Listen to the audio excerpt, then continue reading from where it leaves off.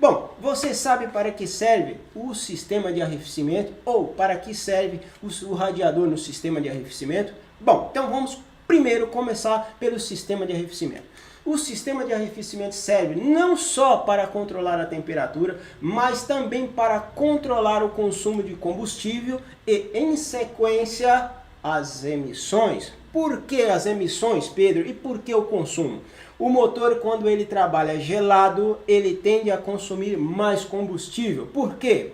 Porque uma vez que a parte do motor trabalha gelado, o combustível demora para evaporar dentro do cilindro. E isso exige uma maior quantidade de combustível para que aconteça a combustão. E a partir do momento que o motor está numa temperatura ideal, o combustível, quando ele se choca com um ponto quente, ele evapora rapidamente e isso facilita a combustão, sendo assim economizando combustível e baixando a poluição. Se vocês estudarem, levantar um pouquinho sobre a questão da Segunda Guerra Mundial, vocês vão ver que tem uma parte lá que os americanos não estavam conseguindo combater os alemães. Por que não estava? Porque os caças que os alemães estavam utilizando era muito ágil e os alemães com toda aquela os americanos com toda aquela tecnologia que tinha não conseguia pegar os caças dos alemães.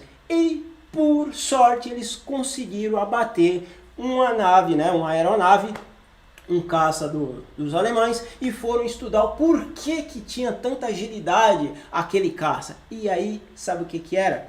Era a temperatura do motor que trabalhava numa temperatura correta, e depois os alemães faziam o quê? Injetava água dentro da câmara de combustão. Se a temperatura da câmara de combustão está muito alta e você injeta água, a água evapora, limpa a câmara de combustão e gera o que mesmo? O hidrogênio. Gerando hidrogênio é combustível, você ganha mais potência nos motores. Mas não é disso que eu vou falar. Aqui a gente vai falar apenas do controle da temperatura do motor. Então vamos lá. Espero que tenha ficado claro aí para vocês. Bom, dá uma olhada. Você sabe qual é a função do radiador? O radiador tem por função de fazer a troca de calor do líquido de arrefecimento com o ar da atmosfera. Então vamos, o ar da atmosfera, né? Veja bem, o radiador tem por função de fazer a troca do líquido de arrefecimento com o ar da atmosfera. Então vamos dar uma olhada. O que vocês acham? Um radiador nessa condição aqui, ele tem jeito de fazer a troca de calor? Vai? Não vai. Por que que não vai? Dá uma olhada, pessoal. Eu vou voltar aqui no outro. Veja, eu tenho aqui o radiador.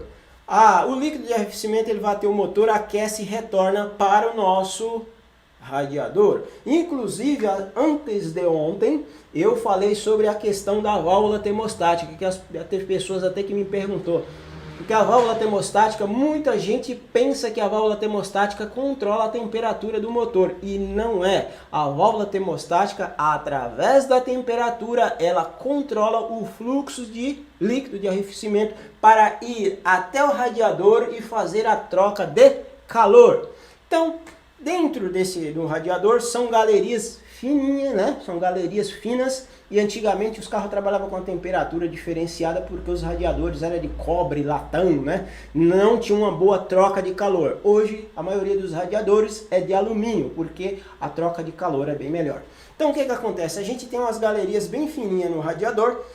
Essas galerias, quando a água passa, né, ela faz a troca de calor com a temperatura, com o ar da atmosfera, e retorna a água com a temperatura, o líquido de arrefecimento com a temperatura bem mais baixa para o motor. Sendo assim, você consegue controlar a temperatura do motor. Agora, como eu estava falando, se eu tenho um radiador nesse estado, o líquido de arrefecimento vai conseguir passar dentro dessas galerias. Está vendo que as galerias é bem fininha? O líquido vai passar aqui, e mesmo que passar, mas se as galerias, tá vendo que essa galeria ela entra aqui e sai aqui, ó, tá vendo, ó? Se o líquido de arrefecimento entra aqui, mesmo que não esteja tão sujo assim, mas por dentro a galeria está coberta, né, nas paredes com esse barro que vocês estão vendo aqui, vai acontecer troca de calor? Não. Não vai acontecer a troca de calor. E aí, sofrimento. Aí eu pergunto aos senhores, por que acontece todo esse barro que vocês estão vendo? Da onde vem esse barro? Se vocês colocam água lá no sistema de arrefecimento, por que acontece todo esse barro? É exatamente o que eu falei sobre a bomba d'água e a válvula termostática.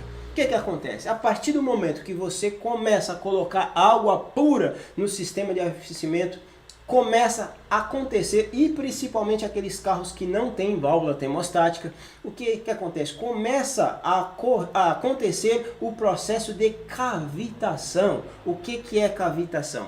Cavitação são as microbolhas que explodem dentro do arrefecimento, dentro do bloco do motor, e essas bolhas em alta pressão, quando elas explodem, elas podem gerar uma pressão de até 600 PSI, que é o suficiente para arrancar material do bloco do motor. Então, esse barro que vocês estão vendo nada mais é do que material do bloco do motor. Então, quando as pessoas olham e falam, mas esse barro, de onde está vindo esse barro? É da água? Não, isso daqui são material dissolvido do bloco do motor.